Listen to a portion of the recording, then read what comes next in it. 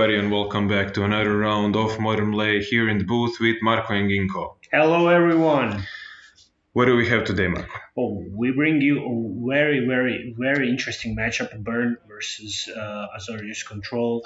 We have some gimmicky shuffling here, but other than that, it's gonna be a great game. Great game, potentially either very long or very short, as they tend to be with Burn. What does this matchup entail? How does it usually go? I think Burn struggles a bit in this matchup. It's a weird matchup for Burn because Azorius Control has so many ways to remove threats, to heal up, to counter, to interact, and Burn can run out of gas. Especially if they mulligan down to 6, Yeah. as we see here, and the Azorius Control player is first on the play, which is actually a great deal against Burn, not only because it stops Eidolon on turn 2 without the counterspell protection, but also because, well, each mana they have equals roughly 3 damage as they play a plethora of lightning bolts, and here we see a suspended rift bolt that will come down. Interestingly, one of the better ways to stop things such as rift bolts is the Teferi Time Raveler, because it stops instants and other spells to be played when something else is on the stack, and the ability of the spell is still on the stack while it tries to resolve. And we see here Search for Azcanta, maybe, as a one-off. It does seem like it's a Search for Azcanta, a very interesting card in this deck. I haven't seen this card much. Me neither. In the last several years, with printing of everything else, and we see here the Eidolon of Great Revels being played. This is a hallmark, a staple of the deck, something that you either want to counter or want to get rid of as soon as possible, because each spell that you cast that costs less than 4 will deal you 2 damage. One clean answer is definitely Solitude. A little bit life gain from the Burn player, but it does not matter in the grand scheme of events. Pitching Solitude, of course, converted mana cost is still 5, so it doesn't trigger Eidolon. It's a great way to get rid of that pesky card. Yes, and as we said, Teferi, the little one, coming down, making every player's life a little bit more miserable while playing against the blue-white control, and the third land being played from the other side. The life totals still extremely fairly consistent, 20 to 16. Ooh, this is a suspended Rift Bolt, and 6 damage just straight to the face of the blue-white player, but this suspended Rift Bolt will not resolve. Yeah, I think it should fizzle. Yeah. And there is no time to kill the Teferi before it comes from the stack, because at the upkeep it goes on the stack and everything else is forbidden while, Teferi is on the play. Yeah. Now, as we said, Teferi, I think it should remain in exile, but does not really matter. In this instance, this is the last card in the Burn player's hand. A good one, a Boros Charm, counterspelled, and we might be in our favorite time already. You mean a garbage time? Yeah, it's turn 4, and usually what would seem a good matchup for the Burn player has turned sour pretty fast. Yeah, this is what I said. It ran out of gas, and it's pain from this point on. It can be very painful for Burn player to. Yeah, because it can still win technically. Yeah. But the odds of it winning are really low. Mm-hmm. For example, Monastery Spear coupled with several just burn spells is enough to close out the game.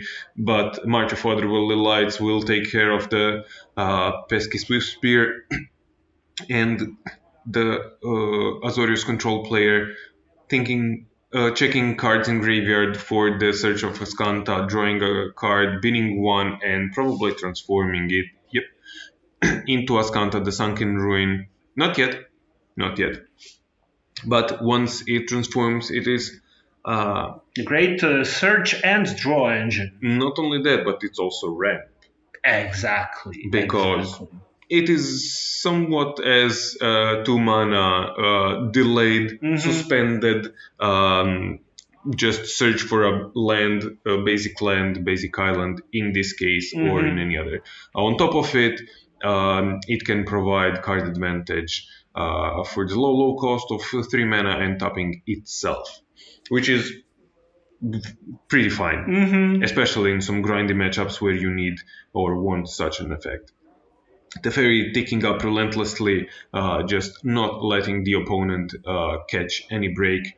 The burn player fetching down another fetch land, probably just a basic or Sacred Foundry, does not really matter. The Azorius player with a semi-full grip, probably some counterspells. We have seen him cashing the charm just for 2 cards, nothing to counter, nothing to gain control of. Just give me those cards. I prefer the long game. And we've all been in this place, in the place of this burn player, and it's not a comfortable place to be. Definitely not. Trying with another Monastery Swift Spear.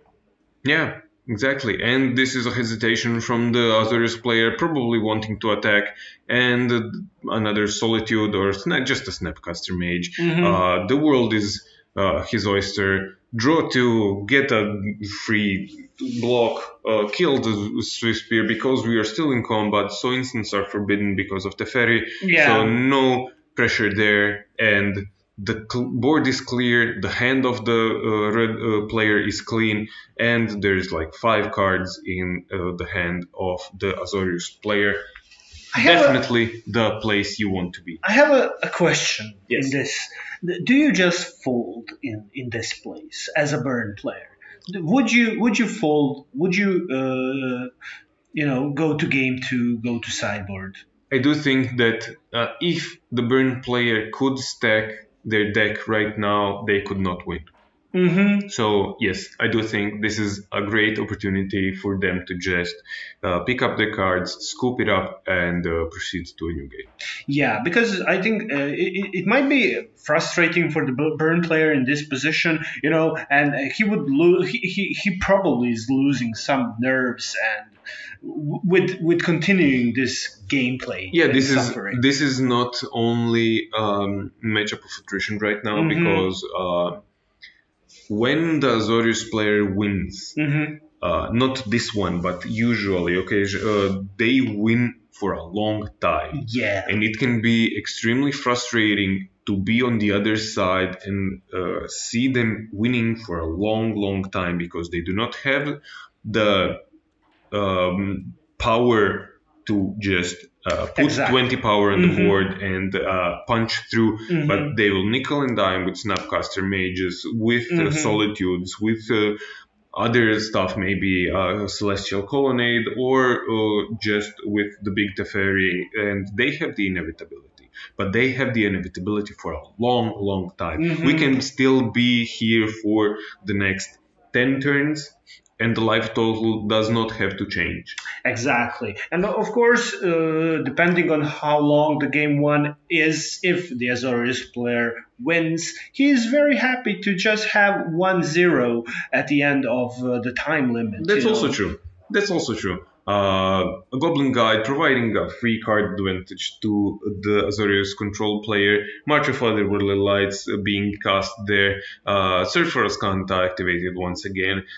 Downside of Search of Ascanta is that it cannot target any creatures to win the game, but Big Teferi did the job. Here we have a fold finally, and Yes. okay, it's not too late. It's definitely fair. He did try, and I appreciate that. But of course, in the face of the large Teferi, There's no way out. okay. What about the sideboard plan? And before we talk about sideboard, what about subscribe plan?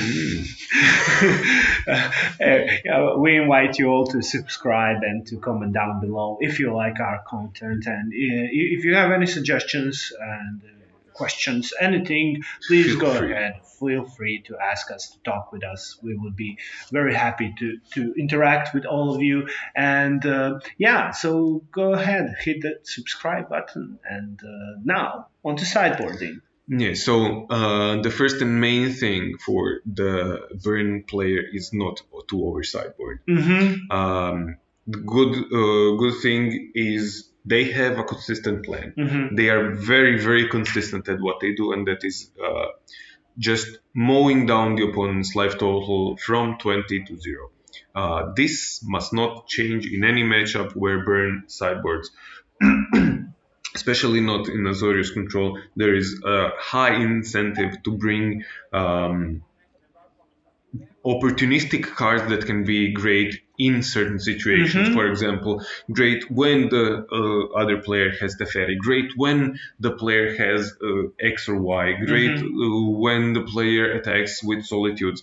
But this is not the primary plan. This is a reactive plan, and Azorius Control is better at reacting than anybody else. Exactly. And what you should do while being a Burn player is to just focus your fire as soon as possible. There are some cards that are great in this matchup. Skullcrack is one of them. It should come in, but other than that, there are, in my opinion, the worst thing you can do is over sideboard.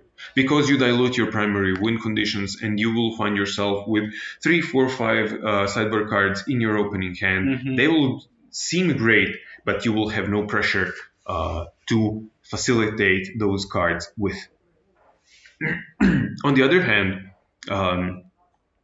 the Azorius player can bring just a plethora probably of cards for this matchup, from Tiling Reinforcements to some specific removal spells that target, for example, Eidolon. We have seen the little Teferi is great, the big Teferi probably not so because it costs 5 mana, but they can just trim down to a little bit of their high end for some cards that are high input, high octane in this matchup. As we said, some life gain, but also something that will mow down the creature side. I think I saw the Winsweetle being put in from the Azorius player side. I'm not sure about the other cards, but I've seen one Winsweetle. Yeah, that is a good. Yeah. That is definitely a good sideboard option for trimming down the high end, the top end. Be it something like Search for Ascanta, we have seen it be great in this matchup, but it's usually too slow for matchups such as Burn. Be it the big Teferi, which also once it sticks, it's excellent, but it needs to stick. It's 5 mana. You need to get to turn 5, and the Burn will not let you do that. Be it Jace the Mind Sculptor, but Jace the Mind Sculptor can get you out of some situations that other Planeswalker will not, because it lets you just filter your hand, lets you see 3 new cards. You technically draw only 1, but you can just replace your lands if you're flooded for something more impactful, like Solitudes, like Counterspells, Dominaria, and something like it. There is one notable card that can really make a lot of problems for the Burn player, and that is Chalice of the Void. This is a card that not all Azorius Control decks play, but it is often seen. And this is something that you never know as a Burn player. Are you going to see that Chalice? And often it's only 2 off. But sometimes it can be important to indeed play with Chalice in mind as a burn player. That is one concern, definitely. But are you going to bring in your shatter effects just for the Chalice of the Void? Because you have 9 lightning bolt-ish effects, or a plethora of cards definitely that are 1 mana. But also you can find yourself, that is what we talked about, you can find yourself with 4 shatter effects, and they have no target. And you are left with 4 of them stranded in your hand, while they could have been several burn spells. This is always a tricky situation when the opponent has not only versatile sideboard cards, but also sideboard cards that do not fall in the same category. And this is one of the benefits of a great sideboard plan. Eidolon of Great Revel taken down by a white removal spell. I cannot really see what this is. Prismatic Ending probably. And Goblin Guide hitting the player. Hitting a land? Is that a land? No, I do think this is the new addition to the sideboard, which lets you... this is from one of the Innistrad sets, I do think, which lets you get 4 life and make some 1/1s or something like it if conditions are met. I cannot remember what it's called. Interesting card, also a sideboard card. This is it being I do played? think, so 4 life. If the player has more creatures than you get 2 1/1s, I believe. Right. If the player has more life than you get 4 life. If the player has more cards than you draw a card. Very interesting card. Very resourceful card. Yeah, definitely something that can be high impact in sideboards, especially against burn. As we see, 2 of the 3 modes have been met. If only one has been met, I do think that's fringe playable. 2 of them definitely. Trigger from the Goblin Guide should have been resolved first. Yeah, there is the point. This is Otavara getting a card in their hand, and as we saw, this was 2 or 3 for 1.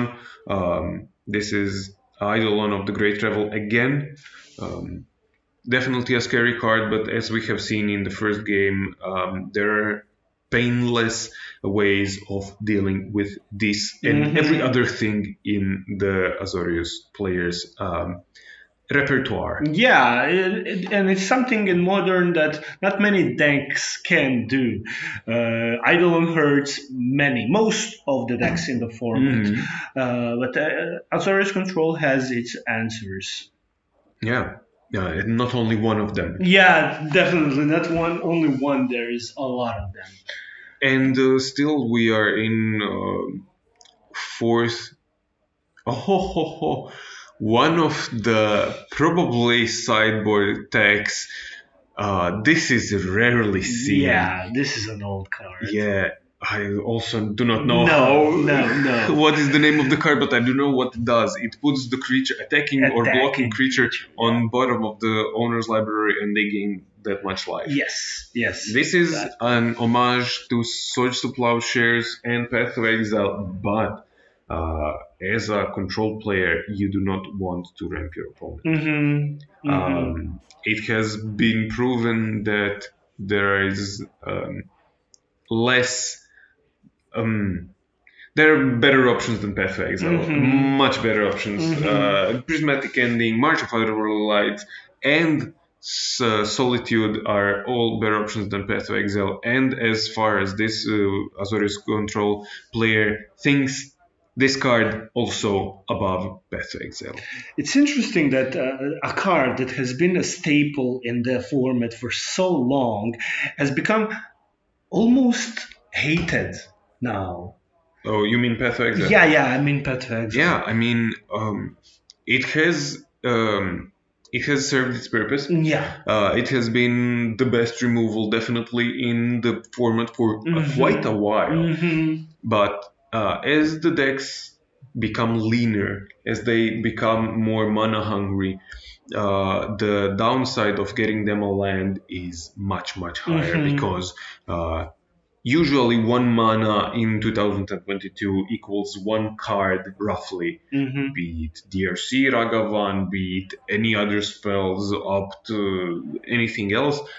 In somewhere around 2010, 2015, one land would be a third of a card, or a quarter or half of a card. So with one land, you could have cast, for example, a third of Liliana or something else. But we digress. Monastery Swift Spear attacking and probably being eaten alive by Solitude.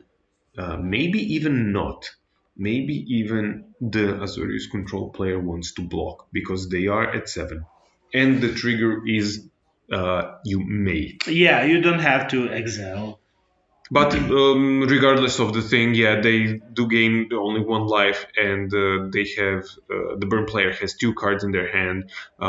If the Solitude connects, this is definitely a safer option. If the Solitude connects, it will gain the 3 life nevertheless. We see one of the cards. Yeah, this is a Skullcrack. This is a defensive Skullcrack. Okay, it's being counterspell, but it was a great idea. It was a great idea. It was a great idea. As we have said, Skullcrack, one of the few cards that I would consider bringing in. But as soon as the Azorius player starts gaining life, each of those hits not only does dwindle the opponent's life total down, but it costs them 1 card because it is 3 damage per hit that they get. And another Skullcrack tried to be cast, answered by Force of Negation, and this might also be the time. Yeah, this definitely smells like garbage time. Of course, 2 Skullcracks, they're amazing because of the mode that says players can't gain life this turn. Yeah, but unfortunately they did not line up well. Yes. This is the third. The third one and the third one getting just countered, and this is the game and match. We do not fault the burn player for scooping there. There was no out there. They were empty-handed, and the Azorius player had a plethora of cards in their hand.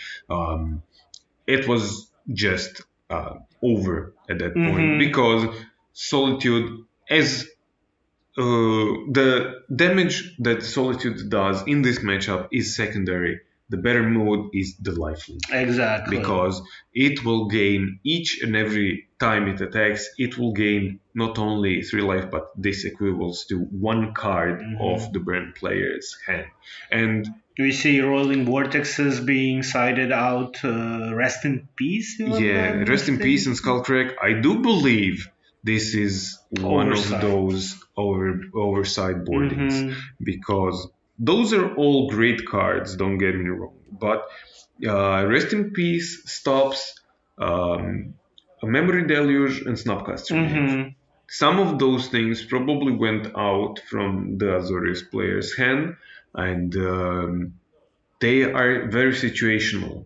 Exactly. Skullcrack can be just pointed at the opponent's dome. This is great. This is great because if you do not if you're at the opponent's end step, they have not gained life, you pointed 3 damage, it's fine. It's a little worse lightning bolt with potential upside. Exactly. But Rolling Vortex and the other and the Path of Exile, they have to be extremely specific in what they do to make them work. And Rest in Peace and cards like Wear Tear, Rest in Peace, they serve a job, but in Burn deck, like my friend, an avid Burn player says, they don't deal damage to the face. Yeah. Thank you all for watching. This is all for this game and match. Don't forget to like, share, and subscribe, and we will talk to you soon.